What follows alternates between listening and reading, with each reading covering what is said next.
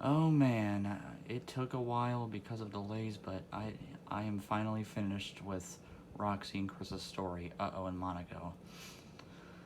This is a story featuring the two famous cats, Cat Roxy and Chris, from one of my other YouTube friends, as well as another star. Anyways, we're just gonna begin this because I want to get to it.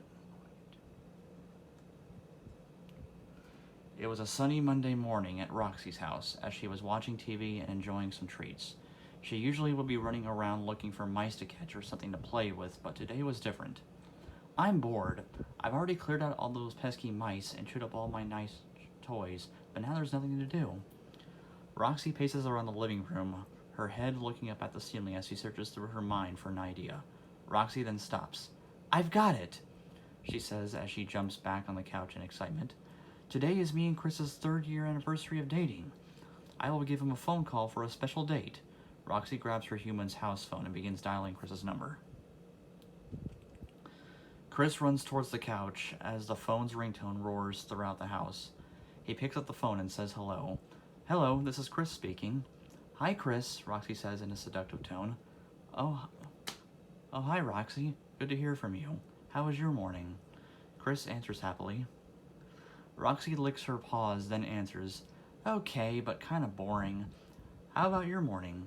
Chris lays back on the couch with the phone over his head in a relaxing pose.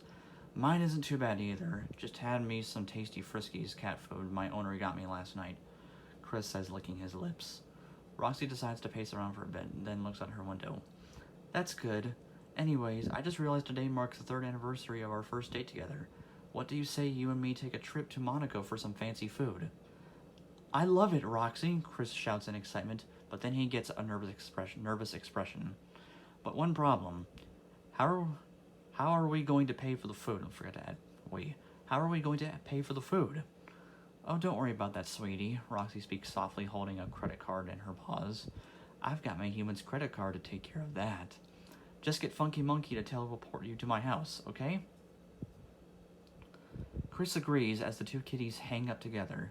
Chris then asks Funky Monkey to teleport him to Roxy's house, which he agrees and does so. Roxy continues pacing around until she sees a small aurora near the window. Chris then appears as Roxy comes up and gives him a kiss. Nice to see you, Roxy. Chris smiles as he and Roxy hug. But how will we get to Monaco? Funky Monkey needs to recharge and can't teleport us there.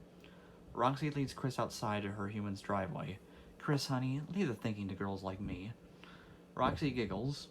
Roxy then shows Chris a Ferrari 458 Italia, much to Chris's shock. Roxy? Chris says confusingly. How did you get your hands on that? Roxy shakes her head. Chris, what did I just say 10 seconds ago? Chris looks at her, still surprised. Leave the thinking to girls like you? Roxy smiles. Exactly. Now get in the car and let's get going, Roxy says as she opens the door for him. Roxy and Chris arrive at Monaco an hour later. The time is 1 o'clock in the afternoon, which is a perfect time for lunch as the two kitties exit the car and walk into a fancy restaurant. Roxy and Chris take a seat at a table as a waiter brings them the menu. Chris, they have fresh and fine cut fish here, Roxy says as she licks her lips. You mean those fancy red ones native to the waters around here? I love those, Chris says with a mouth-watering expression. Roxy orders the fresh cut fish and her and Chris gobble it all up. Ah, such a wonderful meal, wasn't it, Chris? Sweetie? Roxy says with a giggle. Chris giggles too. Not as wonderful as you are, my darling Roxy. A waiter comes by with a check and hands it to Roxy. Roxy pulls out her human's credit card and shows it to the waiter. The waiter, however, is displeased with what he sees. Cash only, ma'am. We don't accept credit cards here. Roxy is shocked by what she hears and jumps on the table, enraged and confused. What do you mean you don't accept credit cards? It's the 21st century. Everything is digital these days. The waiter, however, is unfazed by Roxy's rage. Restaurant policy, ma'am. Pay up or face the consequences.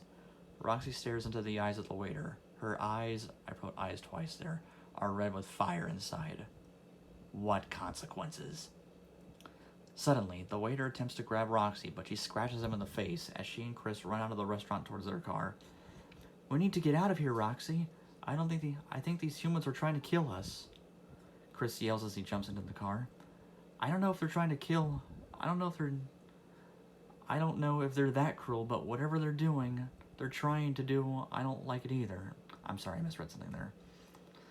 Roxy says as she turns on the ignition. The cats put the car into drive and speed off down the road, leaving the humans far behind. Roxy looks back for a sec to see if the humans are behind, much to her relief. You okay, Chris? Roxy says as she looks at her boyfriend. Chris is about to say something until he hears sirens approaching. Chris looks back and sees a car with flashing lights gaining on them. Roxy, there's some car with flashing lights chasing us. Roxy looks in the mirror and sees the car too. She tries to go faster, but the car suddenly starts slowing down rapidly. What is going on? Why am I not getting away? Roxy yells, pounding the dashboard. Chris looks at some blinking light on the dashboard that says E. Roxy, do you know what E means? Chris says in a worried tone.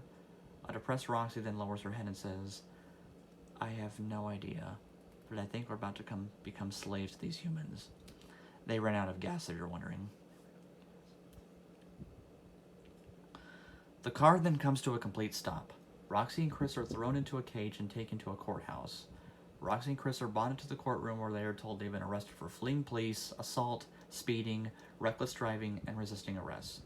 Halfway through the session, Funky Monkey suddenly appears out of nowhere and asks the two kitties, What's going on here? I saw you two on TV in a high-speed police chase. Roxy explains in a panic mode. I don't know. We were just trying to pay for the food we ate, but then the humans said they wouldn't accept credit cards. Then they attacked us. Can you please help us, Funky Monkey? Chris says, begging like he's about to die. Funky Monkey shakes his head, but then smiles at the two kitties.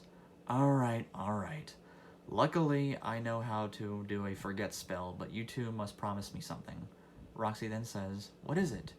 Funky Monkey jumps on the table and says, You two must promise that you won't cause any more trouble when you and Chris are going out. Because if you get caught again, I'm just going to let you two face the human justice system alone. Plus, I want those delicious treats your human gives you, Roxy. Roxy and Chris look at Funky Monkey and nod their heads. Deal! We accept your offer. Funky Monkey then claps his hands as a magic aurora suddenly shoots around the courtroom, causing everyone to forget what happened that day. Roxy and Chris then exit the courtroom and begin a long walk home. Chris looks at Funky Monkey and says, Thanks, Funky Monkey. I don't know what me and Roxy would do without you. Funky Monkey looks at Chris and smiles. No worries. I'd always help you and Roxy regardless of the situation. But remember what I said earlier. Hang on a second. Roxy interrupts Funky Monkey. Yes, you can have my snackies. The three laugh all the way to their homes, where they say their goodbyes before separating. As Roxy climbs into her bed for a good night's sleep, she opens up a secret stash of snacks under her bed and says, Heh, like I'd give Funky Monkey all my treats. She then climbs into her bed and goes to sleep for the night. The end. I honestly have to admit, I'm glad I finished this. I also want to make an announcement. I have left the animation group I've worked for because of creative differences, so I'm pretty much back to writing stories for people whenever they want them. I did meet some new friends, and I'm going to help them with their projects whenever they need it, but for the most part, I'm back to writing stories for my friends. Anyways, thank you for reading this with me, and I'll be making more stories soon.